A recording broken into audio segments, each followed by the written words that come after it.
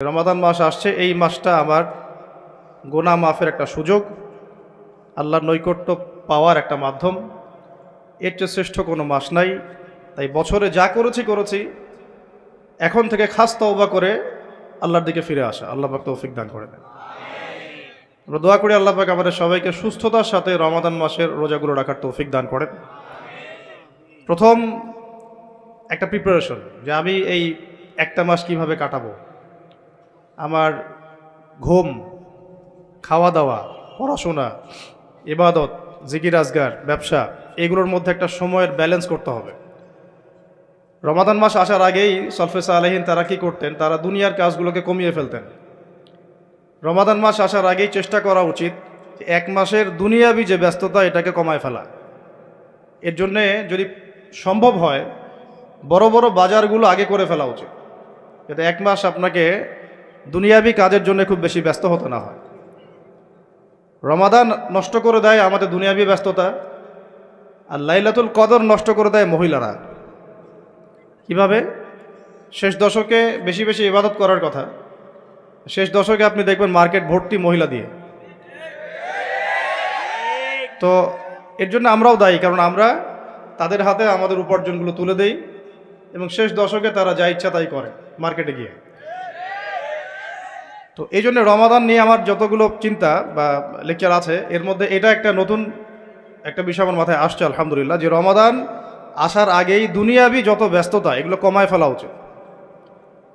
এমনকি ঈদের যে বাজারঘাট, আমরা যে সদাইপাতি বাজারঘাট করি ঈদের, এইটাও যদি সামর্থ্য থাকে তাহলে এখনই করে ফেলা উচিত, যাতে আপনি আমি রমজান মাসে ফারেক থাকি শুধু আল্লাহর ইবাদতের জন্য। আর রমাদান মাস যে ব্যক্তি পেয়েছে কিন্তু গোনা মাফ করাতে পারতেছে না, তার চেয়ে হতভাগা আর কেউ নাই। তো প্রথম একটা প্রিপারেশন, মানসিক প্রিপারেশন, যে এই রমাদানে আমি সর্বোচ্চ সময়টা আল্লাহকে দিব। এই রমাদানে যেন আমার এক ওয়াক্ত নামাজও না ছুটে যায়। এরপরে আমি চেষ্টা করব রমাদান মাসে জামাতে নামাজ পড়ার জন্য, যেটা আমরা অনেকে অনেক সময় করি না বা করতে পারি না। আল্লাহ পাক আমাদেরকে করার তৌফিক দান করে। পাখি যেমন সন্ধ্যাবেলা বাসায় ফেরে, ঠিক এইভাবে রমাদান মাসে আমরা আল্লাহর কাছে ফিরবো ইনশাআল্লাহ। মানে সকালবেলা পাখি বের হয়, সারাদিন কাজকর্ম করে, সন্ধ্যাবেলায় কোথায় ফেরে, এই দৃশ্য আমরা সবাই দেখি। তো রমাদান মাস আসে, বছরে আমরা বিভিন্ন দিকে চলে গেছি। কেউ নামাজ আগে পড়তেন, এখন বেনামাজি হয়ে গেছি। কেউ রমজানে ভালো ছিলেন গত রমজানে, এখন আবার আস্তে আস্তে ইমানের হালত কমে গেছে, আমল কমে গেছে। রমাদান মাসটা আসে যাতে আমরা ওই পাখিদের মতো আবার আল্লাহর কাছে ফিরে আসি। তো এই এক বছর আমরা এদিক ওদিকে চলে গেছি, তো রমাদান মাস এসেছে আল্লাহর কাছে ফিরে আসার সময়। আল্লাহ পাক আমাদেরকে রমাদান মাসটাকে সর্বোচ্চভাবে কাজে লাগানোর তৌফিক দান করে নেন। দ্বিতীয় কথা হচ্ছে, রমাদান মাসের উদ্দেশ্য হচ্ছে তাকওয়া অর্জন করা। আপনারা যদি সূরা বাকারা পড়েন, প্রথম আয়াতটাই লেখা আছে কুতিবা আলাইকুমুস সিয়াম কামা কুতিবা আলাল লাযিনা মিন ক্বাবলিকুম লাআল্লাকুম তাত্তাকুন। লাআল্লাকুম তাত্তাকুন মানে রমাদানের সওমটা তোমাদের উপর ফরজ করা হয়েছে, ঠিক পূর্ববর্তী উম্মতের উপরেও ফরজ করা হয়েছিল, তোমাদের উপর নতুন নয়, যাতে করে তোমরা তাকওয়া অর্জন করতে পারো বা তাকওয়া অবলম্বন করতে পারো। তো এটার ব্যাখ্যা এর আগের লেকচারগুলোতে আমি বলেছি। এমনিতে রোজা রেখে আমরা কিন্তু কিছু খাই না, পান করি না। চুপ করে খেতে পারি, খাই না। চুপ করে পানি পান করতে পারি, করি না। করি না কেন? কারণ আমি ফিল করি বা আমরা উপলব্ধি করি যে আল্লাহ পাক আমাকে দেখছেন, কেউ না দেখলেও আল্লাহ আমাকে। এই উপলব্ধিটাই হচ্ছে আপনার আল্লাহ কনসিয়াসনেস বা তাকওয়ার একটা মানদণ্ড। যেটা আমরা হালাল ছেড়ে দিচ্ছি, খাবার হালাল ছিল ছেড়ে দিলাম, পানীয় হালাল ছিল ছেড়ে দিলাম, স্ত্রী সহবাস হালাল ছিল ছেড়ে দিলাম, শুধু আল্লাহর সন্তুষ্টির জন্য, রেজামন্দির জন্য, যে আল্লাহ পাক আমাকে দেখছেন, এটা করা যাবে না। কারণ আমি এখন সওয়ায়েম, রোজা আছে। এই যে চেতনাটা, এই চেতনাটা যদি আমাদের জীবনের অন্যান্য ক্ষেত্রগুলোতেও বাস্তবায়ন করা যায়, তাহলেই লাআল্লাকুম তাত্তাকুন এর হক আদায় হবে ইনশাআল্লাহ। ঠিক ওই চেতনা লাগবে আমার শিক্ষাক্ষেত্রেও। শিক্ষাক্ষেত্রে এমন কোনো শিক্ষা আমি অর্জন করতে পারবো না যেটা আল্লাহর বিরোধী, রাসূলের বিরোধী। কোনো শরীফ থেকে শরীফা চলবে না এখানে। কথা বোঝা যাচ্ছে কি? লাআল্লাকুম তাত্তাকুনের একটু ব্যাখ্যা বুঝি। কেন খাই না? কেন? আল্লাহ দেখছেন। কেন পানি পান করি না? এটা ফিল করি তো। কেন স্ত্রী সহবাস করলাম না? আল্লাহ না করেছেন। রোজা ভেঙে যাবে। 3টা হালাল ছিল না হারাম? হালালই ছেড়ে দিলাম। তাহলে ওই চেতনাটা আমার দরকার শিক্ষাক্ষেত্রেও। যখন আমি জ্ঞান অর্জন করব, এমন কোনো জ্ঞান অর্জন করা যাবে না যেই জ্ঞান আমাকে আল্লাহ এবং তার রাসূল থেকে দূরে সরাই দিবে। প্রথম যে ওহীটা আসছে জ্ঞান কেন্দ্রিক, ইকরা বিসমি রাব্বিকাল্লাযী খালাক, আমরা শুধু এখান থেকে একটা মেসেজ নেই যে ইকরা মানে আল্লাহ পাক পড়তে বলেছেন। আসলে পুরো আয়াতটাকে বুঝেন। আল্লাহ পাক তার নবীকে বলছেন ইকরা বিসমি রাব্বিকাল্লাযী খালাক, ইকরা আপনি পড়ুন, বিসমি নামে, রব্বিকা আপনার রবের, আল্লাযী খালাক যিনি সৃষ্টি করেছেন। ইকরা বিসমি রাব্বিকাল্লাযী খালাক, পড়ুন আপনার সেই রবের নামে যিনি আপনাকে, আবার বলেন পড়ুন আপনার সেই রবের নামে যিনি আপনাকে। তাহলে যেই জ্ঞান আমাদেরকে আল্লাহর দিকে নিয়ে যায়, স্রষ্টার দিকে নিয়ে যায়, সৃষ্টিকর্তার দিকে নিয়ে যায়, সেটাই হচ্ছে জ্ঞান। যেই জ্ঞান আমাকে সুদ খেতে শেখায়, এটা জ্ঞান না। যেই জ্ঞান আমাকে ধর্ষণের সেঞ্চুরি করতে শেখায়, এটা জ্ঞান না। যেই জ্ঞান আমাকে বিশ্ববিদ্যালয়ে হকি স্টিক নিয়ে মারামারি করতে শেখায়, এটা জ্ঞান না। যেই জ্ঞান আমাকে তাগুতের বিধান দ্বারা দেশ চালানোর জ্ঞান শেখায়, এটা জ্ঞান না। এগুলোকে বলা হয় এক বাক্যে জাহেলিয়া। কি বলা হয়? এটাই ছিল আবু জেহেলের যুগের সুন্নাত। আবু জেহেলের যুগে এগুলোই চলতো। আবু জেহেলের যুগ মানে হচ্ছে ওই আইয়ামে জাহেলিয়াত। আপনারা গালি দেন অনেকেই, এটা বর্বর জাহেলি যুগ ছিল। কিন্তু কেন আমরা জাহেলি যুগ বলি? কারণ ওই যুগেও শিরকের ছড়াছড়ি ছিল, যেটা এই যুগে আছে। ওই যুগেও সুদভিত্তিক অর্থনীতি ছিল, যেটা এখনকার যুগের সুন্নত, ফরজ। সুন্নত তো না, ফরজ। এখনকার যুগের ফরজ সুদভিত্তিক অর্থনীতি, এখনকার অর্থনীতির ফরজ। যে কোনো অর্থনীতির দিকে যাবেন, দেখবেন সুদ ছাড়া এখানে গতি নাই, সুদ ছাড়া নড়ার জায়গা নাই। আপনি নড়তে চাইলে আমাকে ধরে ফেলবে আপনাকে। এটা সেই যুগ যে সুদ থেকে আপনি বাঁচতে চাবেন, আপনার গায়েও সুদের ছিটাফোটা গিয়ে লাগবে। আপনি যদি বাঁচতেও চান, আপনার গায়ে গিয়ে লাগবে এগুলো। ওই আইয়ামে জাহিলিয়াত মানে মাদক আর মাদক, ঠিক এই যুগের মতোই। আইয়ামে জাহিলিয়াত মানে মেয়েদের মানহানি, অবমাননা, জেনা, ব্যভিচার, পরকিয়া, ধর্ষণ, অশ্লীলতা, বেহায়াপনা, বেপরদামি। এই যুগের এগুলো এই যুগে নাই? আগের চেয়ে বেশি না কম? আইয়ামে জাহিলিয়াত মানে গোত্রীয় হানাহানি, দ্বন্দ্ব, মারামারি, কাটাকাটি। এখনকার নাই যুগে? তো মূল কথা হচ্ছে এই জাহেলিয়াত, যেগুলো যারা আমাদেরকে জাহেলিয়াত শিক্ষা দেয়, এটাকে আমরা জ্ঞানের সংজ্ঞায় সংজ্ঞায়িত করতে পারি না। তো ইকরা বিসমি রাব্বিকাল্লাযী খালাক এর অন্যতম একটা অর্থ এটাও যে জ্ঞান সেটাই যা আমাকে আমার রবের দিকে নিয়ে যাবে। সেটা জ্ঞান নয় যেটা আমাকে রব থেকে দূরে সরায় দেয়। তাহলে আমরা শিক্ষাক্ষেত্রে যখন থাকব, সেই জ্ঞান অর্জন করব যেই জ্ঞান আমাকে আল্লাহ এবং তার রাসূলের দিকে নিয়ে যাবে।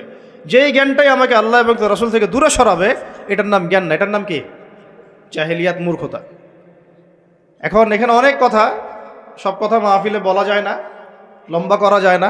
মূল কথাটা কি দেখেন, আমরা স্কুল পড়েছি, কলেজ পড়েছি, বিশ্ববিদ্যালয় পড়েছি, মাদ্রাসাও পড়ছি। এখন আমরা তালেবে ইলম।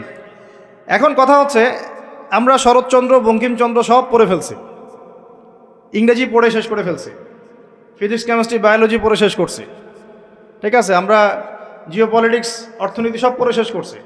এগুলো আমাদের সিলেবাসে ছিল তাই পড়েছি। কেন পড়েছি? কারণ সিলেবাসে ছিল। না পড়লে কি হবে? পরীক্ষা দিতে পারবো না। পরীক্ষা দিতে না পারলে কি হবে? সার্টিফিকেট আসবে না। সার্টিফিকেট না আসলে চাকরি হবে না। চাকরি না হলে বিয়ে শাদী হবে না। বিয়ে শাদী না হইলে জীবনটা বরবাদ। এই তো আমাদের ফিলোসফি তো এরকম, তাই না? নিজের পায়ে দাঁড়াইতে পারলি না তুই, নিজের পায়ে। এখন এই দুনিয়ার একটা ফিকির দিয়ে, চেতনাটা দিয়ে আমাদেরকে এই 10 থেকে 20 বছর এগুলো পড়তে হলো। আমরা পড়লাম। এখন যদি সিলেবাসের মধ্যে থাকতো নবীর জীবনী সাল্লাল্লাহু আলাইহি ওয়াসাল্লাম, যদি থাকতো কোরআনের তেলাওয়াত, থাকতো আরবি ভাষা, থাকতো কোরআনের তর্জমা, থাকতো নবী সাল্লাল্লাহু আলাইহি ওয়াসাল্লামের অন্তত 1000 হাদিস, অন্তত 1000 হাদিস, থাকতো ইসলামের কিছু ইতিহাস, থাকতো ইসলামী অর্থনীতির কিছু ভিত্তি, থাকতো আকীদা, উসুল এবং ফিকহ। এবং এগুলো না পড়লে আমি পাশ করতে পারতাম না। পাশ না করলে আমার চাকরি হতো না। চাকরি না হলে আমার নিজের পায়ে আমি দাঁড়াতে পারতাম না। তাহলে এই 16 কোটি মানুষ এগুলো শিখতো না? বুঝাতে পারতেছি? শিক্ষানীতির মূল সমস্যা এখানে ইসলাম বিবর্জিত একটা শিক্ষা ব্যবস্থা চালু করা হয়েছে। রমজানে একটা আওয়াজ যদি কেউ তোলে, রমজানে আমরা চাই, এই রমজানে আমরা চাই অন্তত আল্লাহর কিতাবের অন্তত একটা বিধান সমাজে বাস্তবায়ন হোক। অন্তত একটা বিধান তো আছে এখানে শত শত। কত আছে? শত শত, হাজার হাজার, হাজার হাজার তো পারেন নাই, পারা যায় নাই, পারবেনও না এটাও জানি, অন্তত একটা করেন। আপনারাই বাছাই করেন কোনটা। না আমি একটা অপশন দিলাম যে ইসলামী শিক্ষা ব্যবস্থা চালু করা হোক, ইসলামী শিক্ষা ব্যবস্থা চালু করা হোক, ইকরা বিসমি রাব্বিকাল্লাযী খালাক, এর বাস্তবায়ন করা হোক। করা যায় না এটা? এই দাবি কেউ উঠাবে না। আমরা সেই স্তরের মুমিন নাই এখন আর। আমরা তিলাওয়াত করতে যাব, তরজমা পড়তে যাব, কিন্তু এগুলো বলতে যাব না। বলে নিজের কাঁধে বিপদ ডাকার কি দরকার? চেতনা এরকম আমাদের। কিন্তু আমি আপনি সারা জীবন তেলাওয়াত করলেও কিছু যায় আসে না কাফেরদের, ফাসেক জালেম মুশরিকদের কিচ্ছু যায় আসে না। যায় আসবে কখন? যখন চুরি করলে চোরের হাত কাটা হবে তখন। যায় আসবে কখন? যখন কেউ মোরতাদ হয়ে গেলে ইসলামী সরকার তাকে মৃত্যুদণ্ড দিবে, তখন যায় আসবে। জেনা করলে যখন 100 বেত্রাঘাত করা হবে তখন যায় আসবে। যখন বিবাহিত ব্যক্তি ব্যভিচার করলে রজম করা হবে তখন যায় আসবে। তো এগুলো বাস্তবায়ন করলে তখন যায় আসবে। আপনি রমাদানে কোরআন পড়লেও আসলে আদতে গ্লোবাল প্রেক্ষাপটে, বৈশ্বিক প্রেক্ষাপটে জালেমদের, মুশরিকদের, মুনাফিকদের, কুফফারদের কিছু যায় আসে না। কিন্তু অ্যাটলিস্ট শুরুটা হোক কোরআন থেকে। এই বলে আবার পড়াও ছেড়ে দিব এমন তো না। শুরুটা হোক অন্তত কি থেকে? কোরআন থেকে। তাকওয়ার কথা বলতে গিয়ে অনেক ঢুকে যাচ্ছে ভিতরে, আমাকে একটা কনক্লুশনে আসতে হবে। রমাদান যে তাকওয়ার শিক্ষা আমাকে দিচ্ছে রোজা রাখা অবস্থায়, ওই তাকওয়ার শিক্ষাটা আমাকে শিক্ষা ক্ষেত্রেও রাখতে হবে।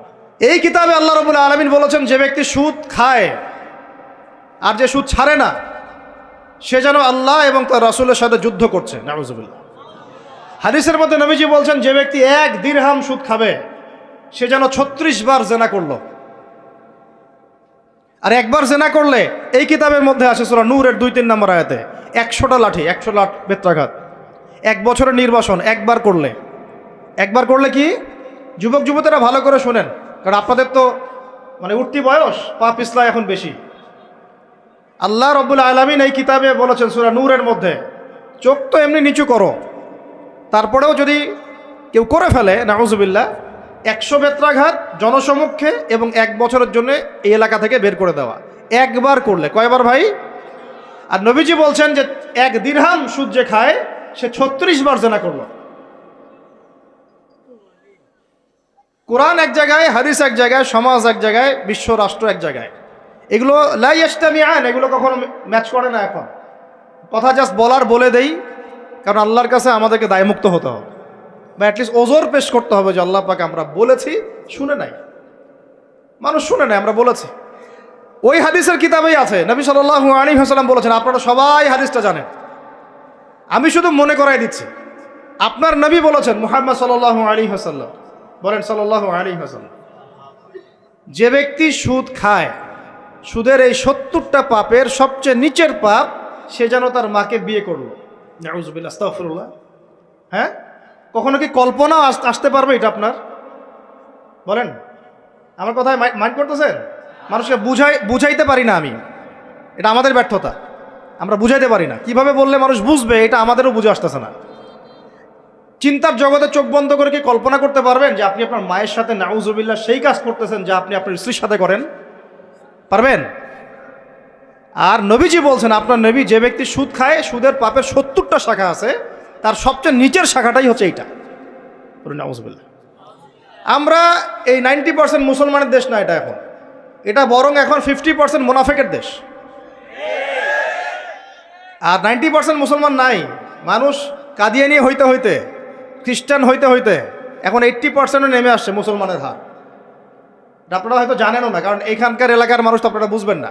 পার্বত্য অঞ্চলে যান, বর্ডার এলাকাগুলোতে যান, উত্তরাঞ্চলে যান, দেখবেন বহু মানুষ ইসাই মুসলিম হইতেছে দিন দিন, বহু মানুষ কাদিয়ানি হইতেছে দিন দিন, বহু মানুষ ধর্ম ত্যাগ করে খ্রিস্টান হয়ে যাচ্ছে, গ্রামের পর গ্রাম। অবস্থা ভয়াবহ।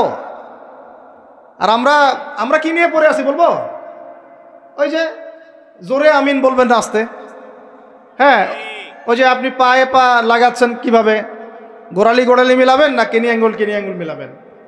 আপনি হচ্ছে একটা কি, হাত উঠানো নামানো, হাত বাঁধা না বাঁধা। আমাদের এক ভাই বলেন, উনিও মুফতি মানুষ, উনিও মাশাআল্লাহ অনেক বড় মুফতি বাংলাদেশের। উনি বলেন যে, ভাই আমার একটা জিনিস বুঝে আসে না, মানুষ তর্ক করতেছে, আমিন জোরে বললো না আস্তে বললো, তা আমি আমিন বলিই নাই ভাই, আমি জোরেও বলি নাই আস্তেও বলি নাই। এখন কেউ আছে পৃথিবীতে, কেউ আছে জন্ম নিয়েছে যে আমাকে ফিকহের উসুল থেকে প্রমাণ করে দিবে যে আমার নামাজটা হয় নাই?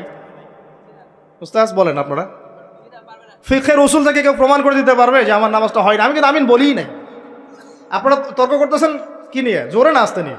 আমি বলিই নাই ভাই আমিন, আমার নামাজ কি বাতিল হয়ে যাবে? চিন্তা করছেন যে বিশ্ব কোন জায়গায়, রাষ্ট্র কোন জায়গায়, সমাজ কোন জায়গায়, ফিতনা কত গভীরে, আর আমরা কি নিয়ে পড়ে আছি? মানুষকে এগুলোতে ব্যস্ত রাখার জন্য কিছু মানুষ ইচ্ছাকৃতভাবে পিছনে লাগিয়ে দেওয়া আছে মুসলমানদের মাঝে বিভক্তি লাগানোর জন্য। এটা একটা সূক্ষ্ম এজেন্ডা। এখন আস্তে আস্তে অন্য অন্য মাসআলা, এখন কথা হবে 8 টাকা আর 20 টাকা নিয়ে। ঠিক আছে, রমজান আসছে, রমজানে যে লাআল্লাকুম তাত্তাকুন, জীবনের সব ক্ষেত্রে তাকওয়া অর্জন করো, ওই শিক্ষা তো আপনি আলোচনায় আনবেন না, কারণ আপনাকে ব্যস্ত রাখবে 8 টাকা আর 20 টাকা। আর কিছু ফেসবুকের ইউটিউবার আছে, ওর দরকার ভিউজ, ও একজনের সাথে একজনকে লাগাই দিবে। হ্যাঁ, একটা টাইটেল দিবে, অমুক আলেমের বিরুদ্ধে যা বললেন তমুক আলেম। আলেমে আলেমে তখন একটা দ্বন্দ্ব, আমার সাথে আমার ব্যাপারে এই কথা বললো, আমিও একটা কথা বলে দেই। আমরা যে ভাই এত কমন সেন্সিন জাতি হয়ে গেছে দিন দিন, এগুলো দেখতে দেখতে আমরা খুবই বিব্রত এবং খুবই হতাশ।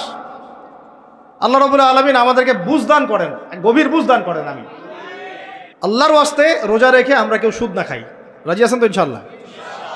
কোনো দুর্নীতি না করি, কোনো ঘুষ না খাই, কোনো রকমের খারাপ কাজে লিপ্ত না হই, কবিরা গুনাহগুলো ছেড়ে দেই, ফাহেসা কাজগুলো ছেড়ে দেই, যে অনর্থক যেগুলো কাজ এগুলোতে কোনো ফায়দা নেই ছেড়ে দেই। আল্লাহ পাক আমাদেরকে রোজা রাখার মতো রাখার তৌফিক দান করেন। এখন শিক্ষা ক্ষেত্রে আপনি তাকওয়া অবলম্বন করলেন, আল্লাহকে ভয় করলেন, আমি এমন শিক্ষা শিখবো না যেটা আল্লাহ নিষেধ করছেন, নবী নিষেধ করছেন। এখন আপনি চলে গেলেন আপনার এই পারিবারিক জীবনে। পারিবারিক জীবনে গিয়ে কি তাকওয়ার পরিচয় দেওয়ার দরকার নাই?